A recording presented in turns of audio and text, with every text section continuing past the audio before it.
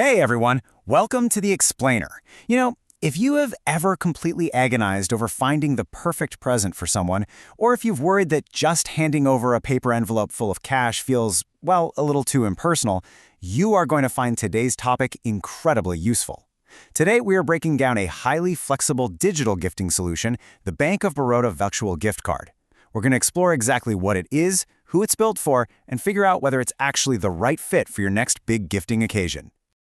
All right, let's quickly look at the roadmap for today. We'll start with an intro to virtual gifting, unpack any fees or hidden charges, walk through usage and security, detail the strict rules you absolutely need to know, explain the eligibility criteria, and wrap it all up with a final verdict. So Part 1. Introduction to Virtual Gifting. What exactly is the Baroda Virtual Gift Card? Well, simply put, it's a virtual preloaded gift card. That means there is zero physical plastic to lose in your wallet. It's an entirely digital solution powered by the RuPay network, designed to basically be a modern substitute for cash. The whole idea here is to give your recipient the ultimate freedom. They just hop online and pick out the exact gift they actually want, rather than you having to guess their shirt size or favorite author, right?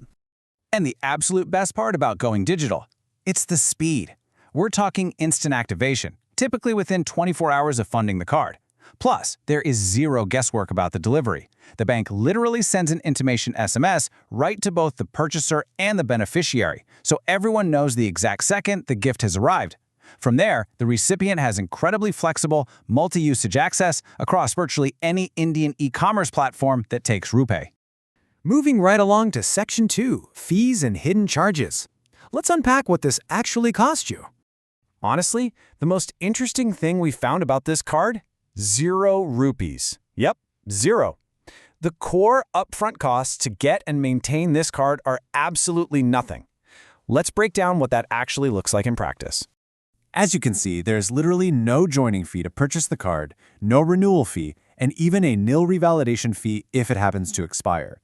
E-commerce usage, also completely free from the bank's side.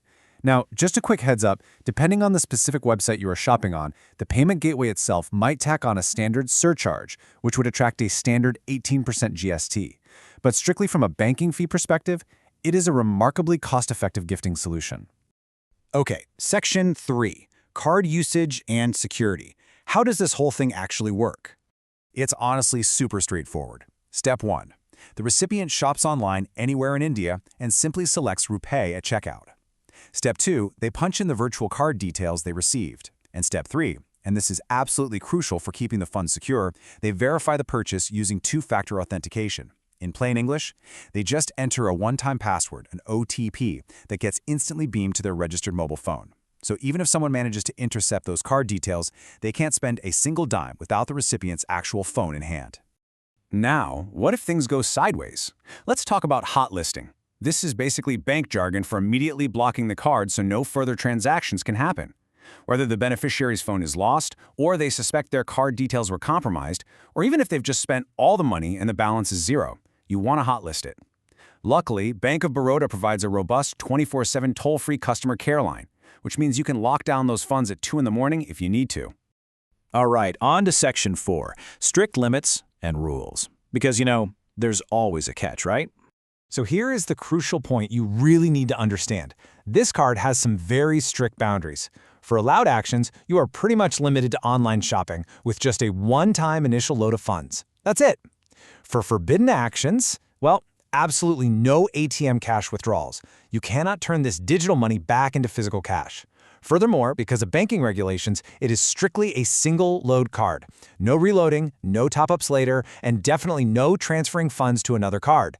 It's a one-and-done deal. Oh, and there is another pretty hard rule attached to spending.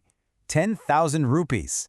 That is the absolute maximum ceiling for any single transaction.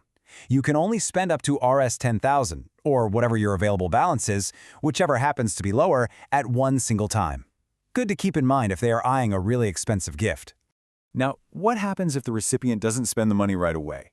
Well, the card has a strict shelf life. It's valid for exactly 1 year from the date of issue or whatever valid up-to date is listed. The money doesn't just vanish into thin air if it expires, but reclaiming it is kind of a headache. If the card expires with a balance, the customer actually has to physically walk into a Bank of Baroda branch with their KYC documents, their identity proofs, to get a brand new card issued and transfer the old balance. So yeah, while it's a completely digital card, saving expired funds requires a very old-school physical branch visit. Moving on to Section 5, Purchaser and Beneficiary Eligibility. Basically, who gets to buy and use this thing? The rules here are actually really different depending on which side of the gift you're on. For the purchaser, incredibly frictionless. You can literally walk up and buy this over the counter at any branch, and you don't even need to have a Bank of Baroda account yourself. Super easy. But for the beneficiary, because of strict Reserve Bank of India guidelines, they absolutely cannot be anonymous. Their details have to be recorded by the bank to comply with anti-money laundering or AML rules. It's simply the bank's way of making sure they know exactly who is spending those digital funds. Which brings us to Section 6, Final Pros and Cons. It's time for the verdict. Let's synthesize everything we've covered today. On the high side, the card gives you instant digital activation, making it a total lifesaver for last-minute gifts. It carries zero issuance or renewal fees, and it runs securely on the RuPay network. But you really have to weigh those highs against the limitations. You get zero ATM cash withdrawals. It is strictly a single-load card with absolutely no top-ups allowed, and it caps your spending power at a maximum of Rs 10,000 per transaction. So as we wrap up this explainer, I want to leave you with a question to chew on. Is that instant, zero-fee digital convenience actually worth the strict, single-load and transaction limits for your next big gift? If you just need a fast, secure, online-only gifting solution, it is honestly a brilliant tool.